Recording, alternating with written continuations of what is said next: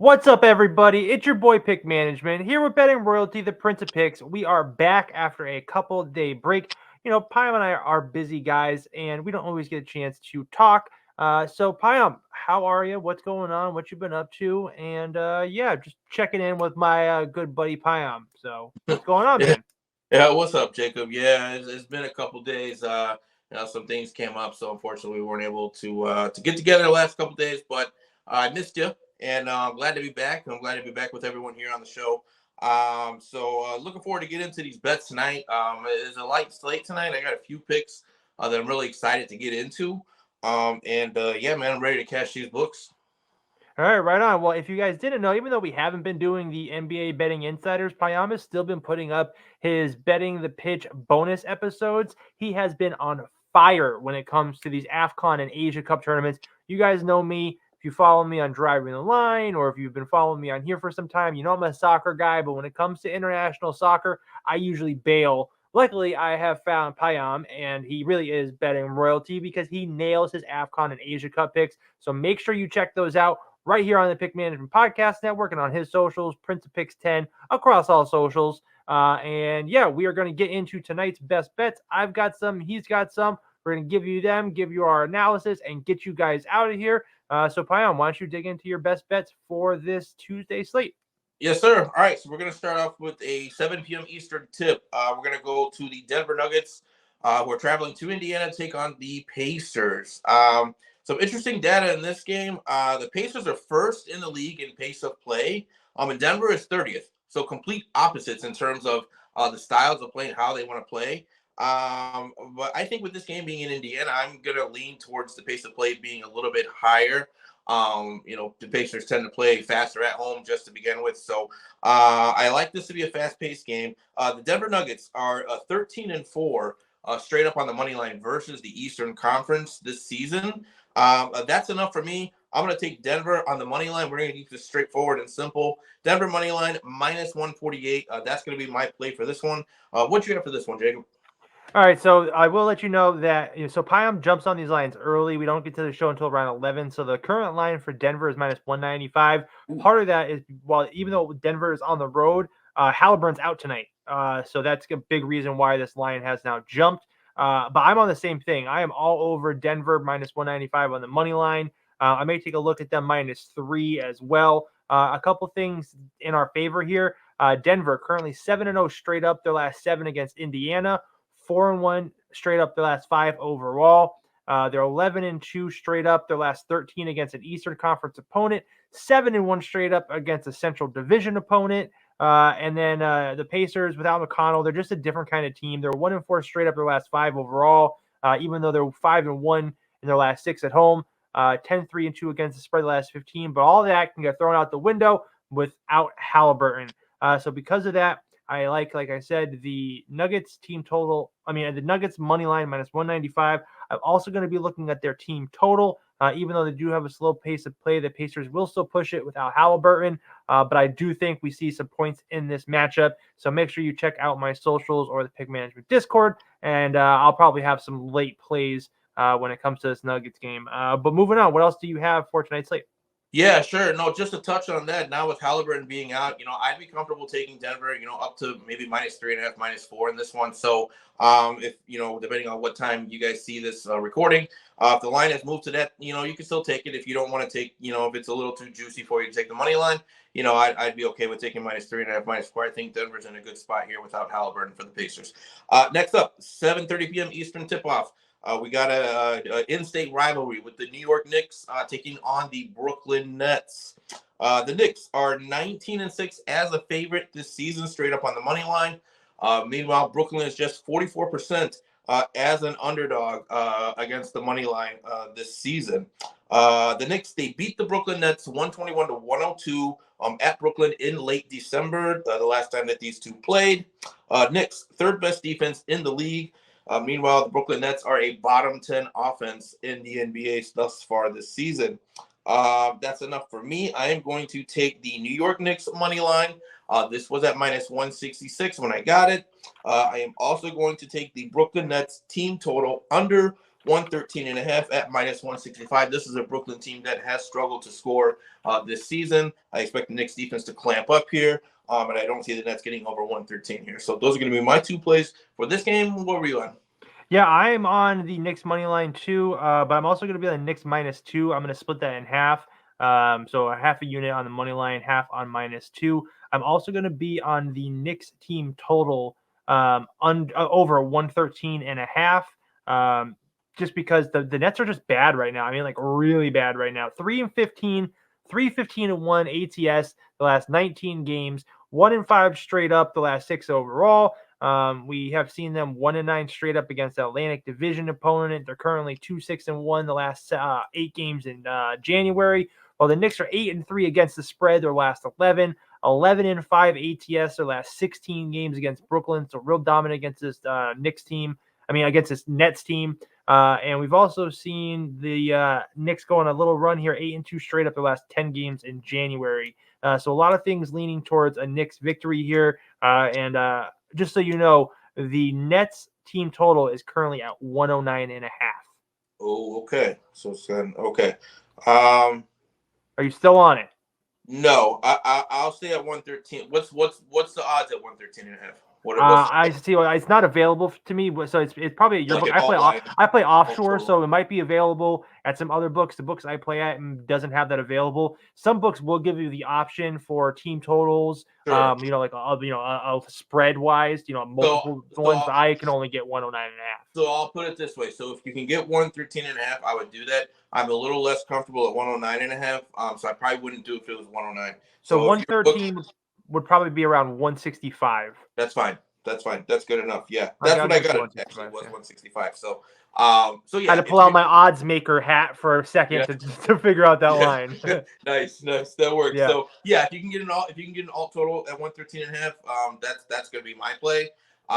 Anything else below that, I probably wouldn't feel comfortable with personally. So for me, it's gonna be 113.5. But yeah, next up, we're gonna go to an 8 p.m. Eastern tip-off. Where the Utah Jazz are going to travel to New Orleans to take on the Pelicans. Utah, 7th in the league in pace of play. Both teams are top 12 in scoring in the league. But Utah is just 23rd in the league defensively. And especially on the road, this team really struggles defensively. That's why most of their games are high scoring involving the Utah Jazz. But the Pelicans at home, they can be a scoring machine at times, and especially when they play against a bad defense. So I like New Orleans team total here. Over 122.5 at -110. I think they're going to put it on the Jazz here. I could see them, winning by double digits, but Utah's been plucky lately. And, I keep saying, I've been one of the few people that have been on the Jazz since, the last few weeks, when everyone else was kind of, talking about how bad they were. I was defending this team and telling everyone how they had a lot of injuries to begin the season, and this team is better than people think. Having said that, I don't feel comfortable taking a side, but I do feel comfortable with the Pelicans putting up points here. So again, team total over 122.5. That's my play for this one. What were you on? It's funny. We don't really talk about our plays before we jump on this, but I'm basically on the same thing here. I was thinking about taking the Pelicans team total over here, but what I'm going to be on is I'm going to take this game total instead. I'm going to be on the first half over 116 for -130, and then I'm going to be on the game over 238. The Pelicans like to run, so do the Jazz. Both of these are offensive-minded teams who have started to step it up, especially the turnaround we've seen the last couple of days from Brandon Ingram. I'm looking at his points and rebounds over 24.5 as well. He had a really cold start to the month, but he's really started to pick it up since then. His last few games, we've seen him go over that. So that combined with a healthy Pelicans team and a Jazz team that has been red hot, even though they've lost the last few games, they still have been scoring and they are healthy. But I do lean Pelicans to win here. The spread is a little steep for me, so I'm going to focus on the total. First half over 116, game over 238. Yep, love it. All right. Next up, another 8 p.m. Eastern tip-off. The Oklahoma City Thunder are going to be hosting the lowly Portland Trailblazers. Blazers, in 7 of their last 11 games, have lost by 14-plus points. Meanwhile, the Thunder are 6-2 in their last 8 straight up against the money line. This one's straightforward for me. Thunder, -14, lay it. Don't think twice about it. This Portland team is really bad. The Thunder are really good at home.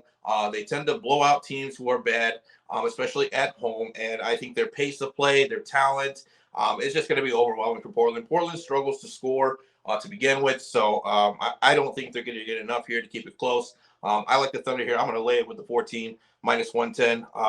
That might be one of my favorite plays of the night. Do you have anything for this one? Yeah, I'm going to focus on the total here. Sure. You know, I know a blowout is coming in this game. Trailblazers are bad, but I'm just a scary better sometimes, guys. I'm sorry, and because of that, I'm just going to focus on this OKC team total. They've been putting up points. SGA is healthy at 124.5 with a blowout coming. I think this is an easy over for them. I'm just pulling up the last few games.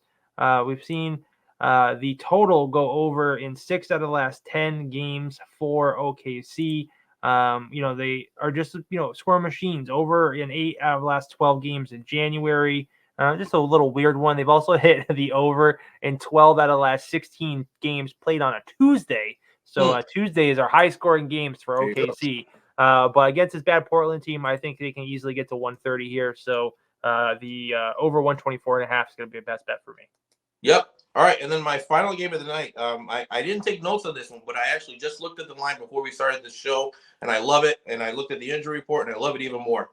Clippers hosting the Lakers, or you can say Lakers hosting the Clippers. Either way, it's in LA.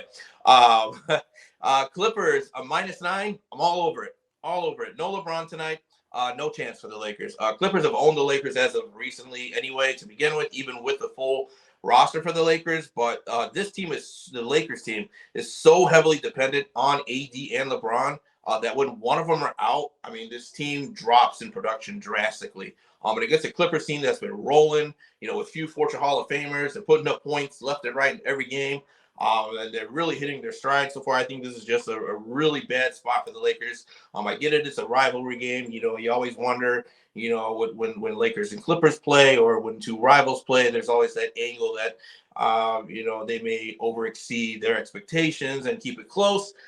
I don't see it in this game. I just think the Lakers are not good enough without LeBron. I see the Clippers running away with this one. I love Clippers -9. I am going to be betting that one. That will be my official bet for that game. Did you have anything for that one? Yeah, I had 2 plays for this game. I'm going to be on the Clippers over 122.5. And I'm going to be on the game under 237. So for all the reasons you just said, the Lakers being so dependent on LeBron and AD together, I don't see them scoring a lot of points here.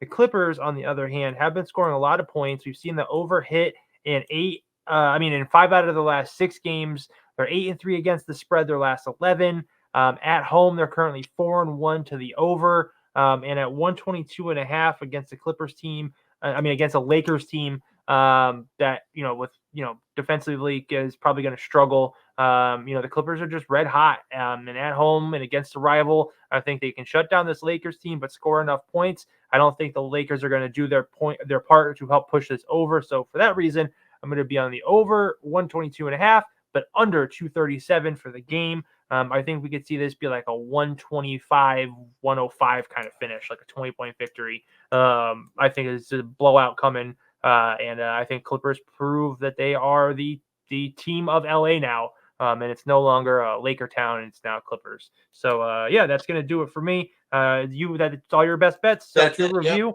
Yep. Payam is on Denver money line, Knicks money line, Nets team total under 113.5.